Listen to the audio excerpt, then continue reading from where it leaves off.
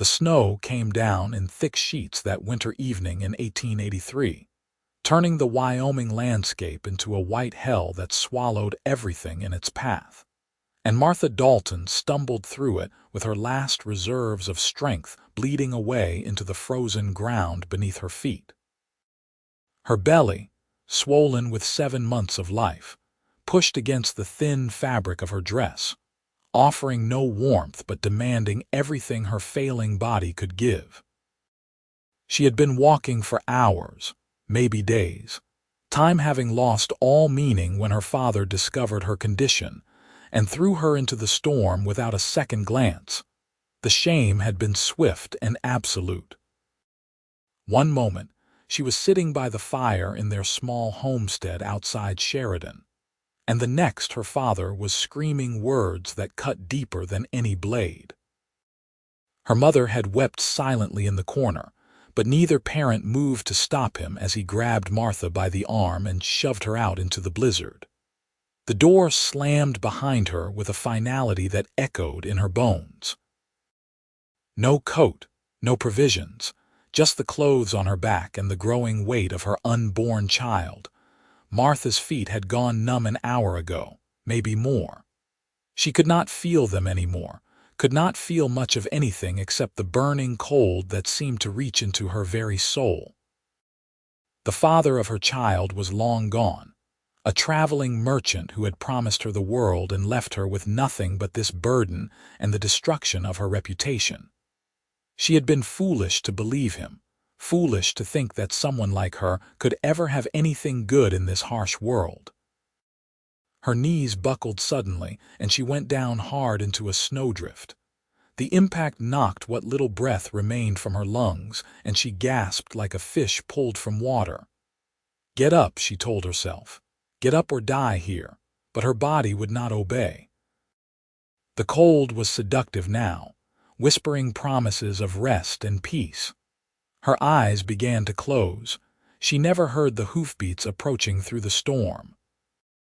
Xavier Kane had been riding hard for the better part of 2 hours, racing against the blizzard to reach his ranch before it became impossible to see more than a few feet ahead. His bay gelding, Storm, was sure-footed even in these conditions, but Xavier knew better than to push his luck. He was still 3 miles from home when he spotted something dark against the endless white. At first, he thought it might be a fallen tree or a deer that had succumbed to the cold. Then he saw the dress. Xavier was off his horse in seconds, his boots crunching through the snow as he ran to the collapsed figure. A woman, young from what he could tell, her lips already turning blue. He pressed his fingers to her throat and felt the faint flutter of a pulse. She was alive, but barely. That was when he saw her belly, the unmistakable swell of pregnancy visible even through her dress. "Madam," he said urgently, shaking her shoulder. "Madam, can you hear me?" Her eyelids fluttered but did not open. There was no time for gentleness. Xavier scooped her into his arms, shocked by how light she felt despite her condition. She should have weighed more, should have had the healthy substance of a woman carrying a child. Instead, she was all sharp angles and fragile bones. He carried her to Storm and managed to haul himself into the saddle with her cradled against his chest. The horse snorted protest at the extra weight, but obeyed when Xavier urged him forward. The ride back to the ranch was the longest of Xavier's life. He kept his arms tight around the unconscious woman, trying to share what warmth he could through their clothes. Her head lolled against his shoulder, her breathing so shallow he had to keep checking to make sure she still drew breath. The wind howled around them like a living thing, trying to tear them from the saddle. But Storm pressed on with the stubborn determination that had made Xavier choose him years ago. When the dark shape of the ranch house finally emerged from the white chaos, Xavier felt something in his chest loosen slightly. He rode straight up to the porch, dismounted with the woman still in his arms, and kicked the door open hard enough to make it bang against the interior wall.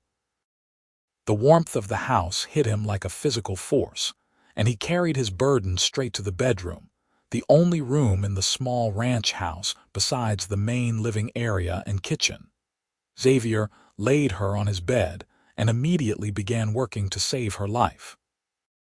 He had seen frostbite before, had lost men to exposure during his years working cattle drives up north. Her fingers and toes would need attention, but first he had to get her warm. He stripped off her wet dress with clinical efficiency, trying not to think about the impropriety of it all. Propriety meant nothing to a dead woman. Her body was covered in bruises, some old and yellowing, others fresh and purple. Xavier's jaw clenched. Someone had hurt her, and recently. Her belly was the only part of her that looked healthy, the skin stretched tight over the life growing within. He covered her with every blanket he owned and built up the fire in the small stove in the corner of the room, until heat radiated through the space. For hours, he sat beside the bed and watched her breathe. He warmed water and used cloths to gradually bring feeling back to her extremities, working her fingers and toes gently to encourage circulation. Around midnight, her eyes finally opened. They were gray, he noticed, the color of storm clouds. They fixed on him with confusion and fear. "Where am I?" Her voice was barely a whisper, raw and damaged from the cold. "My ranch, about 5 miles south of Sheridan," Xavier said, keeping his voice calm and low. "I found you collapsed in the snow. You have been unconscious for hours." She tried to sit up, panic flashing across her face as she realized she was wearing only her undergarments beneath the blankets. Xavier held up his hands in a placating gesture. "I had to get you out of your wet clothes. You would have died otherwise. I have not touched you inappropriately. You have my word." Martha stared at him for a long moment, then seemed to decide he was telling the truth. She sank back against the pillows, one hand moving instinctively to her belly. Relief washed over her face when she felt movement there. "The baby seems fine from what I can tell, but I am no doctor."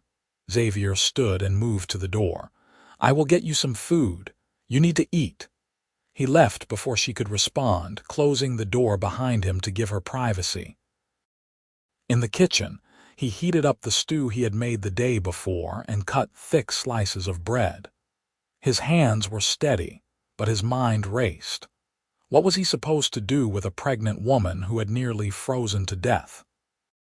The proper thing would be to take her into town once the storm passed, find her family or husband. But something about those bruises made him hesitate. When he returned to the bedroom with the food, Martha was sitting up with the blankets wrapped around her shoulders. She took the bowl from him with trembling hands and ate like someone who had not seen food in days. Xavier watched from the chair by the stove, giving her space. "What is your name?" he asked finally. She swallowed a mouthful of stew before answering.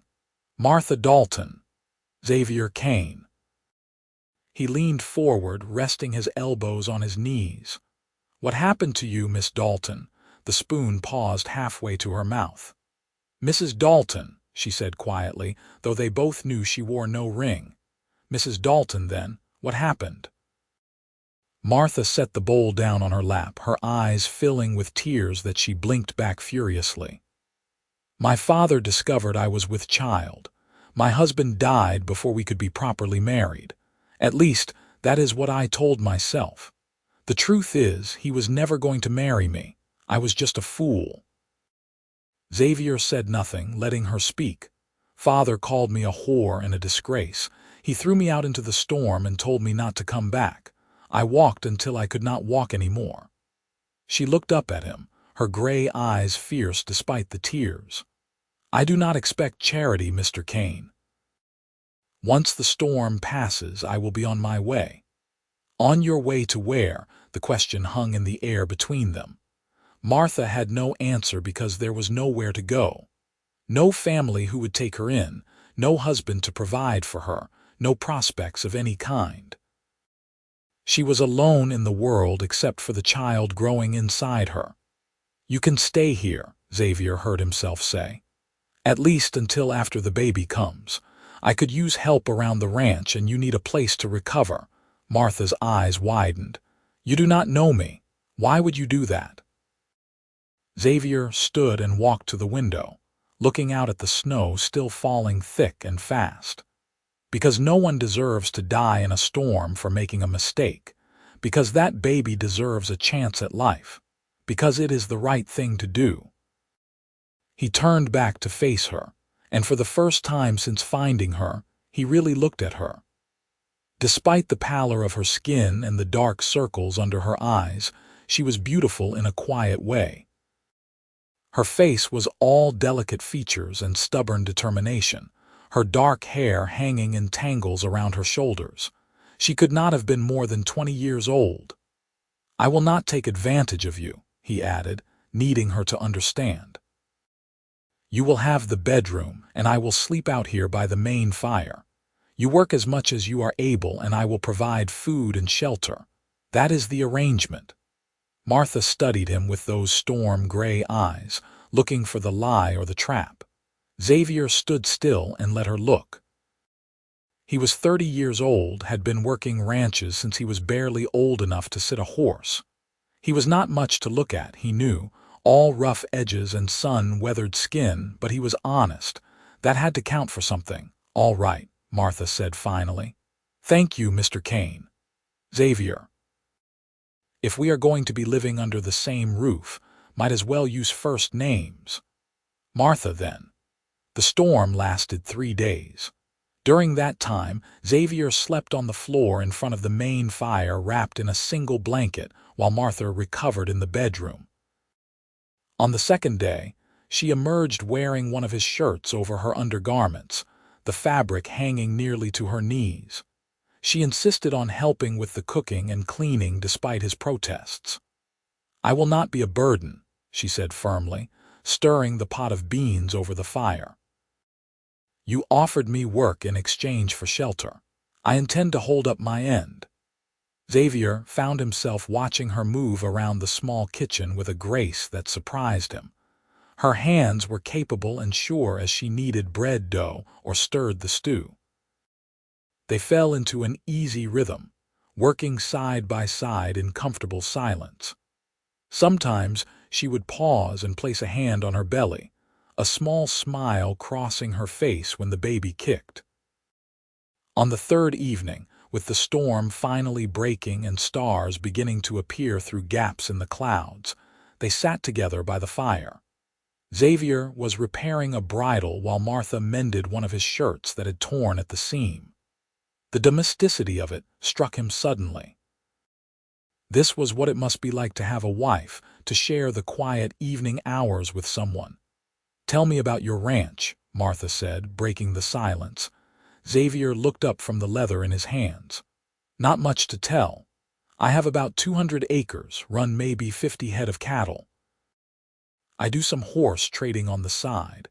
It is not a big operation, but it is mine. Bought it 5 years ago with money I saved from working cattle drives. You run it alone, mostly. I hire on a couple of hands during roundup and branding season, but otherwise it is just me." He paused. "Gets lonely sometimes." Martha nodded, understanding in her eyes. "I imagine it does. What about you? What was your life like before?" She was quiet for a long moment, her needle moving steadily through the fabric. "Small. My family had a homestead, barely scraped by most years. I helped my mother with the house and the garden. There were supposed to be more children, but there was just me.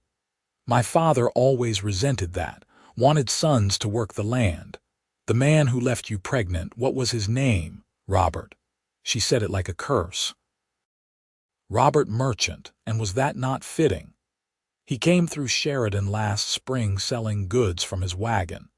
He had a silver tongue and a handsome face, and I fell for every word. He courted me for 2 weeks, promised me we would marry, that he would take me away from that failing homestead. Then he took what he wanted and disappeared in the night." Xavier's hands tightened on the bridle, If I ever meet this Robert Merchant, I will have words with him." Martha smiled, but there was no humor in it. "He is probably 3 states away by now doing the same thing to some other foolish girl. I was not special, just convenient." "You are not foolish," Xavier said firmly. "He is a scoundrel and a coward. What he did to you was wrong." She looked at him then, really looked at him, and something shifted in her expression. "Why are you being so kind to me? Most men would have left me in that snow or worse." Xavier set down the bridle and met her eyes. "My mother died when I was 10. She got sick one winter, and my father could not afford a doctor. I watched her waste away over 3 months while my father drank himself stupid trying to forget. When she finally passed, he left me at an orphanage and rode off. I never saw him again." Martha's hand went to her mouth. "Xavier, I am so sorry. I grew up knowing what it is like to have no one, to be alone in the world. I will not do that to someone else if I can help it, especially not a woman carrying a child." He picked up the bridle again, needing something to do with his hands. "Besides, you are good company. This house has been too quiet for too long." They sat in silence again, but it was different now. Warmer somehow. The fire crackled between them, and outside the wind had finally died down to a whisper. When spring came to Wyoming, it came slowly, the snow melting in patches to reveal the brown grass beneath. Martha was nearly 8 months pregnant by then, her belly swollen to impressive proportions.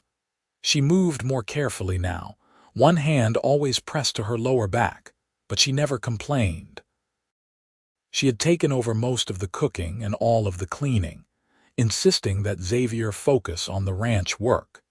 He had bought her fabric in town, and she had sewn herself 2 proper dresses, letting out the seams as much as possible to accommodate her growing body. She had also made curtains for the windows and a quilt for the bed, her fingers flying through the needle work with practiced ease. The ranch house had transformed from a bachelor's sparse quarters into something that felt like a home. Xavier found himself looking forward to the end of each day, when he could come back to the house and find Martha waiting with dinner hot and ready. They would eat together and talk about everything and nothing. She told him about the books she had read, borrowed from the teacher in town when her mother could spare her for an afternoon. He told her about the places he had seen during his years on cattle drives, the mountains and plains and rivers that made up this vast country. Sometimes he caught himself staring at her, at the way the firelight played across her face or the gentle curve of her smile when she was amused by something he said. It was wrong, he told himself. She was a woman alone and vulnerable, dependent on him for survival. Any feelings he might have were inappropriate at best and predatory at worst. But the feelings grew anyway, stubborn as weeds. Martha felt it too, though she tried to ignore it. Xavier was different from any man she had ever known. He was gentle despite his rough exterior, thoughtful in ways that surprised her. He brought her wildflowers he found while checking fence lines. He carved a rocking chair for the baby, working on it in the evenings after dinner. He never pressured her, never made her feel like she owed him anything more than the work she did around the house. One evening in early April, Martha was washing dishes when a sharp pain lanced through her belly. She gasped and gripped the edge of the wash basin, breathing through it. When it passed, she straightened and tried to continue working. But 10 minutes later, another pain came, stronger this time. Xavier had been outside checking on a pregnant mare, but he came in to find Martha bent over the table, her face pale and covered in sweat. "Martha." He was at her side in an instant. "What is wrong, the baby?" she managed. "I think it is coming." Xavier felt his blood turn to ice. The baby was not supposed to come for another few weeks, and even if it was time, he had no idea what to do. "I need to get you to town to the doctor." "There is no time." Another contraction hit her and she cried out, her fingers digging into his arm. "Please, Xavier, do not leave me." He got her to the bedroom and helped her onto the bed, his mind racing. He had helped birth calves and foals, had even assisted with a difficult lambing once, but this was different. This was Martha, and the thought of something going wrong made his hands shake. "Tell me what to do," he said, trying to keep his voice steady. Martha looked up at him with frightened eyes. "I do not know. I have never done this before." The next hours were the longest and most terrifying of Xavier's life. He boiled water because he thought that was what you were supposed to do, brought clean towels and rags, and held Martha's hand while she screamed through contractions that seemed to tear her apart. The sun set and darkness fell, and still the baby did not come. "I cannot do this," Martha sobbed between contractions, her face streaked with tears and sweat. "I cannot, Xavier, it hurts too much." "Yes, you can." He wiped her forehead with a cool cloth, his other hand gripping hers tightly. "You are the strongest person I know, Martha. You survived a blizzard, survived being cast out by your family. You can survive this." She looked at him with desperate eyes. "Do not let me die. Please do not let me die. You are not going to die." He said it with more confidence than he felt. "I will not let you." Another contraction came, and Martha bore down with a scream that seemed to come from her very soul. Xavier moved to the end of the bed and saw the crown of the baby's head appearing. "I can see it. Martha, the baby is coming. You have to keep pushing." She pushed again, and then suddenly there was a rush, and Xavier was catching a tiny, slippery body in his hands. The baby was silent for one terrible heartbeat, and then it let out a wail that filled the room. Xavier had never heard a more beautiful sound. "It is a boy," he said, his voice cracking with emotion. "Martha, you have a son." He cleaned the baby as best he could, wrapped him in a clean blanket, and brought him to Martha. She took her son with trembling arms, tears streaming down her face as she looked at the tiny red face and shock of dark hair. "Hello," she whispered. "Hello, my sweet boy." Xavier helped her deliver the afterbirth and made sure the bleeding was normal, his hands surprisingly steady now that the crisis had passed. He cleaned up the mess as best he could, changed the blood-soaked bedding, and made sure Martha was comfortable. Then he collapsed in the chair by the stove, his whole body shaking with the aftermath of adrenaline. Martha looked over at him from the bed, her son nursing at her breast. "You saved us," she said softly. "Both of us." Xavier shook his head. "You did the hard part. We did it together." She smiled at him, and there was something in her eyes that made his heart skip. "What should I name him? He is your son. You should choose." Martha looked down at the baby, then back up at Xavier. "I want to name him Joseph, after my grandfather. He was the only member of my family who was ever kind to me. But I would like his middle name to be Xavier, if that is all right with you." Xavier felt something in his chest crack open. "I would be honored." They sat in silence for a while, the only sounds the crackling of the fire and the small noises Joseph made as he nursed. Xavier watched them, mother and child, and felt a fierce protectiveness rise up in him. He would keep them safe, he vowed, whatever it took. The weeks after Joseph's birth fell into a new routine.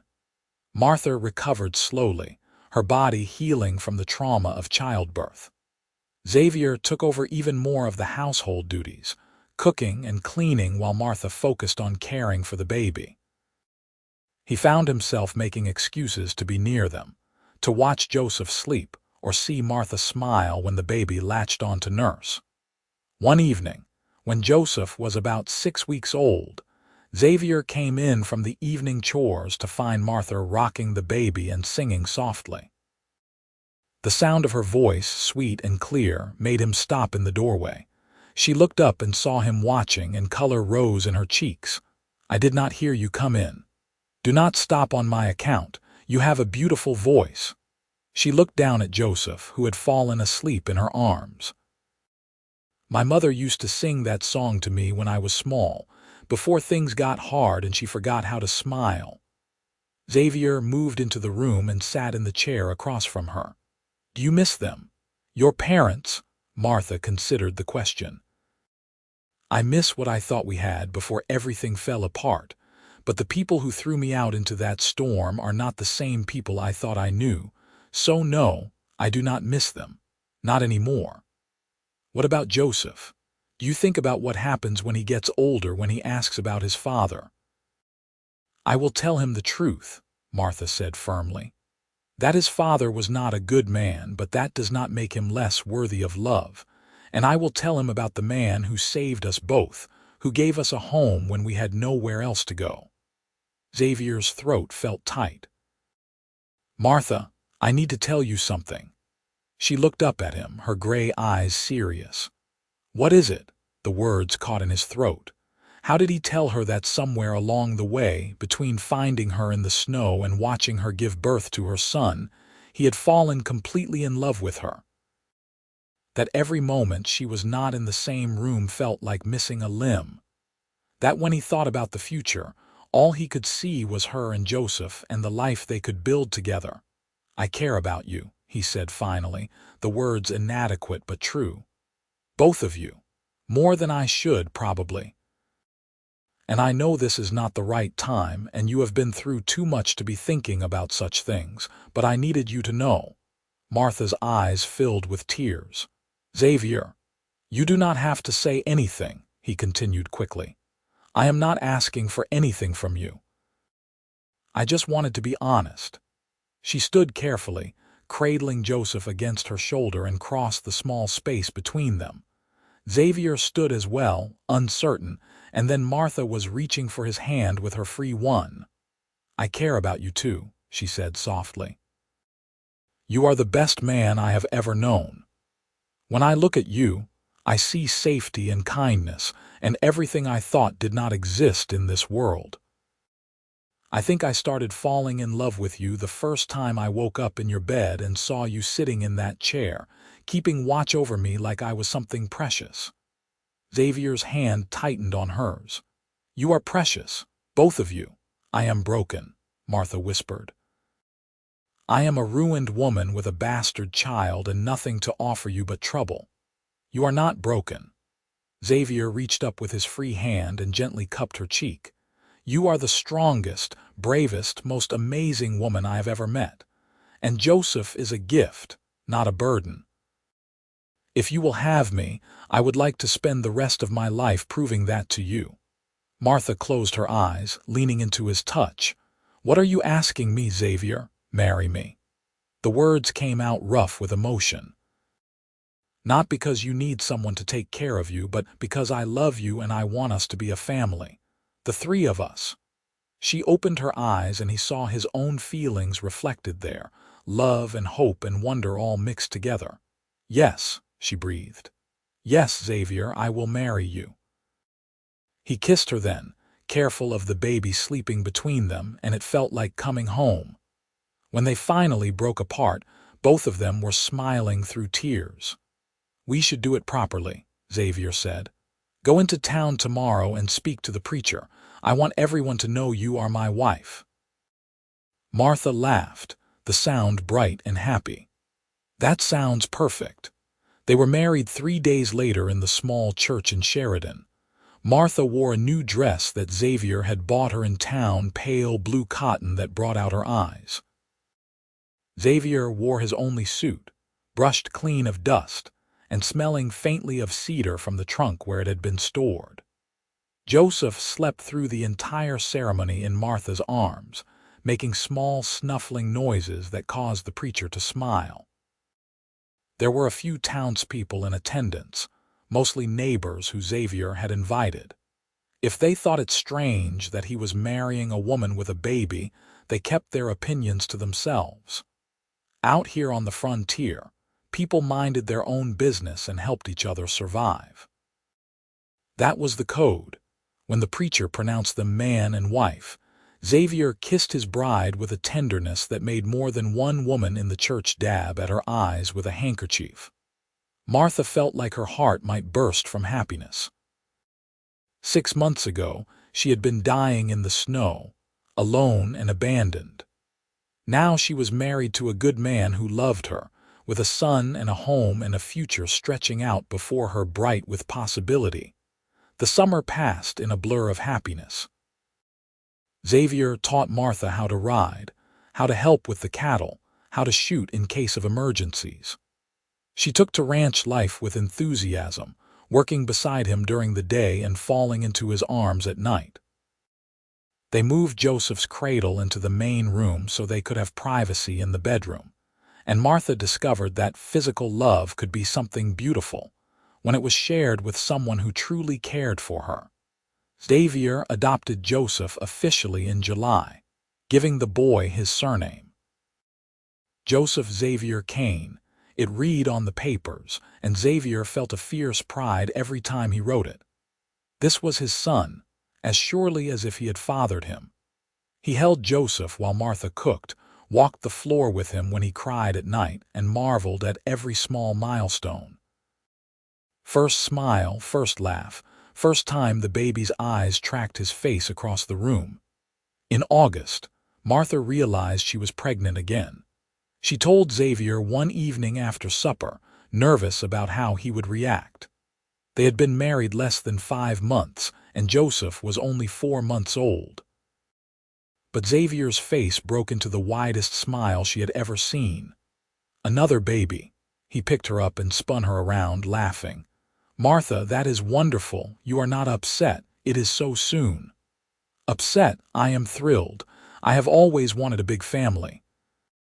He set her down gently, his hands moving to rest on her still flat belly. "When? Early spring, I think. March or April." Xavier kissed her deeply, pouring all his love and joy into it. When they broke apart, Martha was smiling too, her earlier nervousness forgotten. This was their life now, full of love and babies and the endless work of the ranch. It was hard and exhausting and absolutely perfect. The winter was mild that year, nothing like the blizzard that had brought Martha to Xavier's door. She grew round with the pregnancy, her body showing much faster the second time. Joseph learned to sit up and then to crawl, scooting around the floor and getting into everything.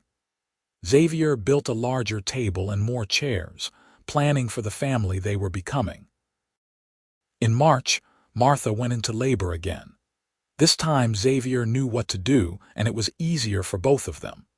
Their daughter was born just before dawn, smaller than Joseph had been but healthy and strong. She had Xavier's dark hair and Martha's gray eyes, and they named her Eleanor Marie Kane. "She is beautiful," Xavier said, cradling his daughter with a tenderness that made Martha's heart swell. "Just like her mother." "I think she has your nose," Martha teased, exhausted but happy. Xavier looked down at the tiny face and smiled. Poor thing. They fell into a new rhythm as a family of 4. The ranch prospered as Xavier's careful management and hard work paid off.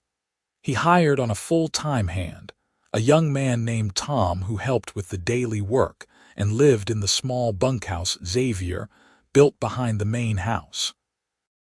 This gave Xavier more time with his family, which he treasured. Joseph took his first steps on his first birthday, stumbling from Martha's arms to Xavier's with a delighted laugh. Eleanor was a calm baby who rarely cried and seemed content to watch the world with her serious gray eyes. Martha had never known such happiness existed, had never imagined she could feel so complete. One evening in late summer, almost 2 years after Xavier had found Martha in the snow, they sat on the porch together, watching the sunset paint the sky in shades of orange and pink. Joseph was playing in the dirt at their feet, and Eleanor was asleep in Martha's arms. Xavier had one arm around his wife's shoulders, and they sat in comfortable silence. "You ever think about that night?" Martha asked quietly. "The night you found me." Xavier was quiet for a moment. "Sometimes. I think about what would have happened if I had been 5 minutes later or if I had taken a different path home. You would have died out there. But you did not take a different path. You found me. She looked up at him. Do you ever regret it? Taking in a pregnant stranger and all the complications that came with it. Never.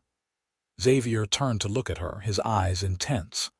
Finding you was the best thing that ever happened to me. You and Joseph and Alina, you are my whole world. Before you, I was just existing, going through the motions. Now I am living. Martha blinked back tears. I love you so much. I love you too. He kissed her forehead. For the rest of my life and beyond. Joseph looked up at them and held out his arms. Papa up. Xavier laughed and scooped his son onto his lap. Joseph immediately grabbed for his father's hat, a game they played often. Martha watched them with a soft smile, her heart so full of love she thought it might overflow. The years continued to pass in a pattern of seasons and celebrations. Martha gave birth to 2 more children, a son they named Thomas in 1886, and another daughter named Grace in 1888. The ranch house was expanded to accommodate the growing family, with a second bedroom added for the children. Joseph grew into a serious boy who loved the ranch and spent every moment he could with Xavier, learning about cattle and horses and the land. Alina was quieter but fiercely intelligent, always asking questions and reading every book she could get her hands on. Thomas was pure mischief, constantly getting into trouble and charming his way out of it. Grace was still a baby, sweet and giggly and adored by all her siblings. Martha and Xavier's love deepened with each passing year. They had weathered difficult times together, hard winters and dry summers, illnesses and accidents and all the challenges that came with raising children and running a ranch.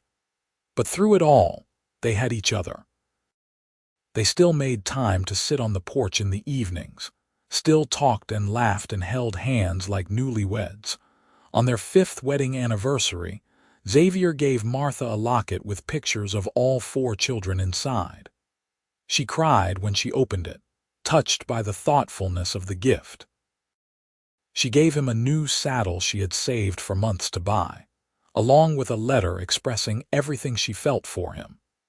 He read it privately and kept it in his desk drawer, taking it out sometimes to read when he needed reminding of how lucky he was. One day in the fall of 1889, a man rode up to the ranch asking for work. Xavier was in the barn when Tom came to get him, and he walked out to meet the stranger. The man was in his late 30s, with graying hair and a worn face. Something about him seemed familiar, but Xavier could not place it. I am looking for work, the man said. I am a good hand and I will work for fair wages. What is your name? Xavier asked. Robert Merchant. Xavier felt rage explode through him, hot and immediate. This was the man who had ruined Martha, who had left her pregnant and alone, who had set in motion the chain of events that nearly killed her. His hands clenched into fists. Get off my property, he said, his voice dangerously quiet. Robert looked confused. I am sorry, have I offended you? 6 years ago, you came through Sheridan and seduced a young woman named Martha Dalton. You got her pregnant and then disappeared. Her father threw her out into a blizzard and she nearly died. Do you remember her?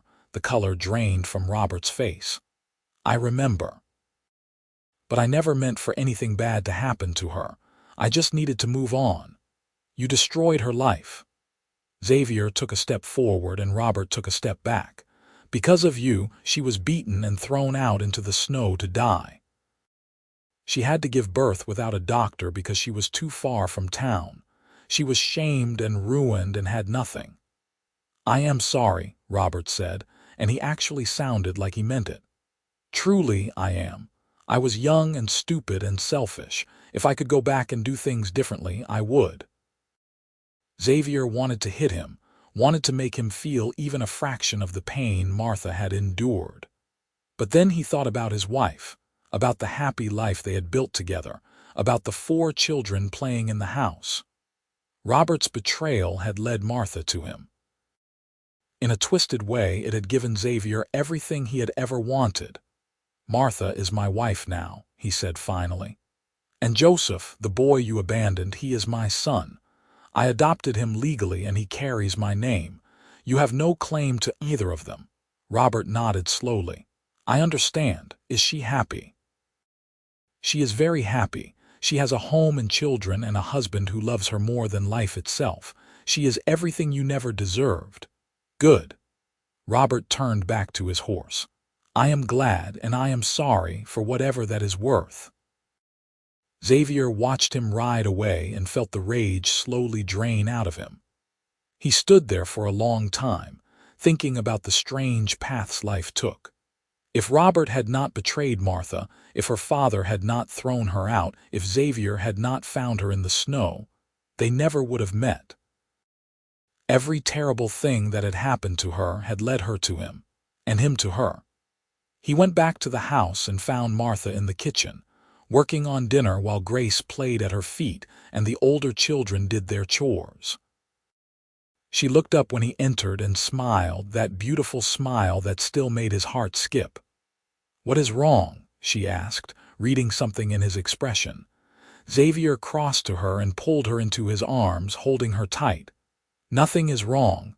Everything is right. I just wanted to hold you." Martha hugged him back, puzzled but pleased. "I love you, Xavier. I love you too. Always." He did not tell her about Robert's visit. There was no point in bringing up painful memories when they had both moved so far past them. That night, after the children were in bed and the house was quiet, they made love slowly and tenderly, reaffirming without words the bond between them. The years continued their steady march forward. Joseph grew into a strong young man who worked the ranch alongside Xavier. He knew the truth about his birth father, but had never expressed any interest in finding him. Xavier was his father in every way that mattered, and that was enough. Alina went off to the school in Sheridan and proved to be brilliant, talking about maybe becoming a teacher someday. Thomas and Grace were still young, full of energy and life and endless questions. In 1892, Martha gave birth to their 5th child, another son they named Samuel. Xavier held his newborn son and looked around at his family, gathered in the bedroom to meet the new arrival. Joseph, now almost 9, stood tall and proud as the oldest. Alina held Grace's hand while Thomas bounced excitedly. Martha smiled at him from the bed, tired but glowing with happiness. "We have quite the brood," she said with a laugh. "We do." Xavier grinned at her. "Think we should stop here?"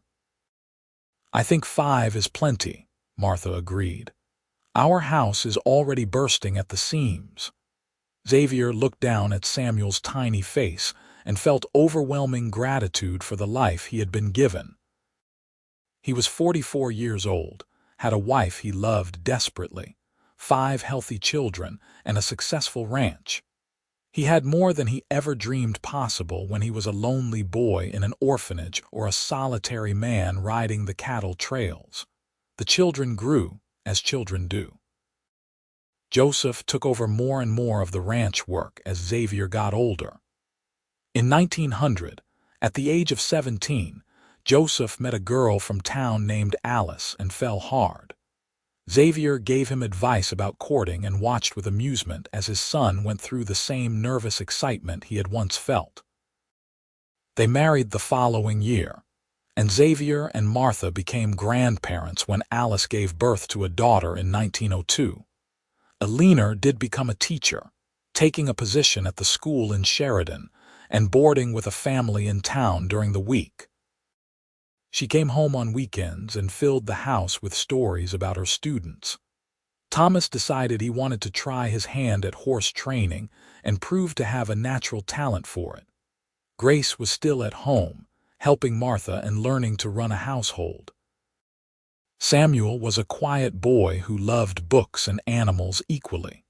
Martha and Xavier aged gracefully together, their hair going gray and their faces developing lines earned from years of laughter and hard work. They still sat on the porch in the evenings, though now they were often joined by grandchildren climbing on their laps. The ranch had grown to over 500 acres and was one of the most successful in the region. On a summer evening in 1905, 22 years after Xavier had found Martha in the snow, they sat on the porch watching the sunset as they had done thousands of times before. Their hands were clasped between them, fingers intertwined in the easy way of long marriage. "Do you remember what you told me the night Joseph was born?" Martha asked. "When I was so scared and in so much pain," Xavier smiled. "I told you that you were the strongest person I knew, and I was right. You told me I would not die, that you would not let me." Martha turned to look at him. "You kept that promise, Xavier. You saved my life that night in the snow, and then you saved it again every day after. You gave me a reason to live, a family to love, a home to call my own. Everything good in my life came from you." Xavier shook his head. "You give me too much credit. You saved yourself. I just gave you a place to do it." "We saved each other," Martha said firmly. "That is what love does. It saves us and makes us whole." Xavier pulled her closer, and she rested her head on his shoulder. They sat like that as the sun sank below the horizon, painting the sky in brilliant colors. Around them, the ranch they had built together was quiet except for the sounds of evening, the lowing of cattle and the call of birds settling for the night.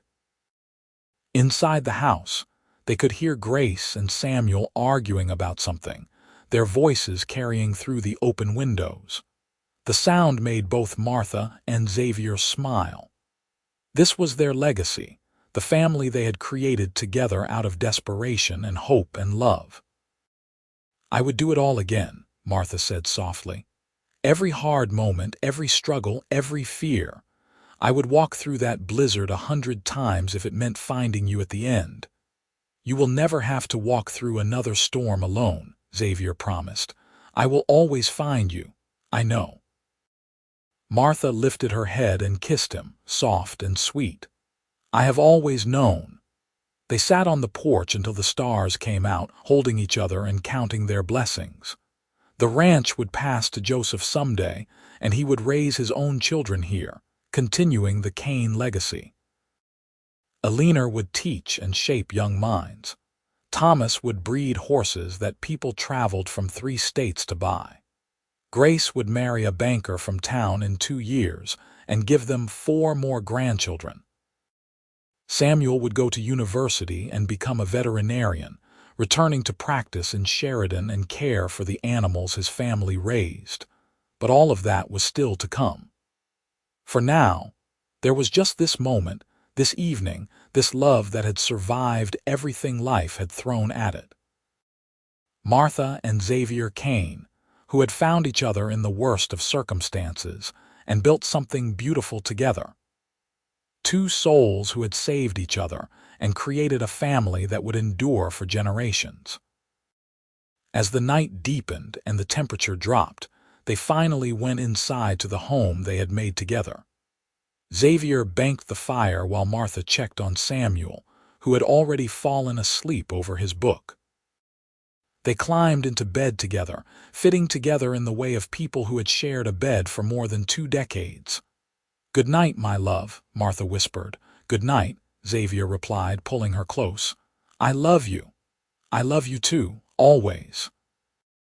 They fell asleep like that, wrapped in each other's arms, secure in the love they had built from nothing but hope and determination.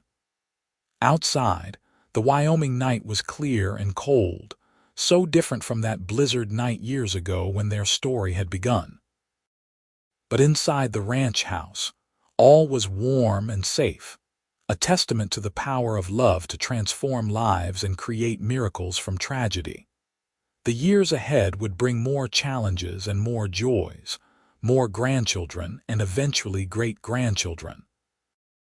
Martha and Xavier would grow old together, celebrating their 50th wedding anniversary in 1936, surrounded by 3 generations of the family they had created. They would sit on that same porch, holding the same hands, telling their grandchildren the story of how they met. "Grandma was lost in a blizzard," the children would say, wide-eyed. "And Grandpa found her and saved her life.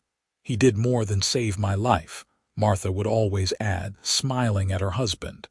"He gave me a life worth living."